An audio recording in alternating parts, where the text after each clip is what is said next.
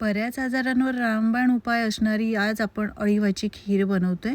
खूपच पौष्टिक आहे, तुम्ही सुद्धा करून बघा.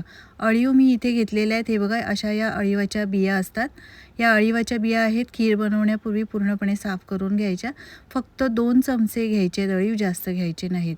यानंतर पॅनमध्ये मी तूप गरम करायला ठेवलं आहे. थोडासा सुकामेवा या तुपात भाजून घ्यायचा. यानंतर अळीव घेतलेले भाजून घ्यायचे, काढून घ्यायचे आणि दूध घालून यामध्ये अर्धा ते 1 तासासाठी भिजत ठेवायचं. अर्धा लिटर दूध मी इथे गरम करायला ठेवलं आहे. चांगलं दूध गरम करून घ्यायचं आणि त्यानंतर यामध्ये आपण जे अळीव भिजत ठेवलेले ते पाहू शकता, मस्त असे डबल फुललेले आहेत, दुप्पट झालेले आहेत. आता हे यामध्ये दुधामध्ये सुकामेवा घालायचा, खारीक पावडर आणि भिजवलेले अळीव घालायचे, मिक्स करून घ्यायचं. यानंतर जायफळ थोडंसं किसून घालायचं आहे, वेलची पावडर घालायची. घट्ट होईपर्यंत चांगली शिजवून घ्यायची आणि थंड करून घ्यायची. आता यामध्ये आपण साखर नाही घातली तर गूळ घालतोय. पॅनमध्ये गूळ गरम करायला ठेवायचं, त्यामध्ये 2 चमचे पाणी घालायचं, वितळवून घ्यायचं.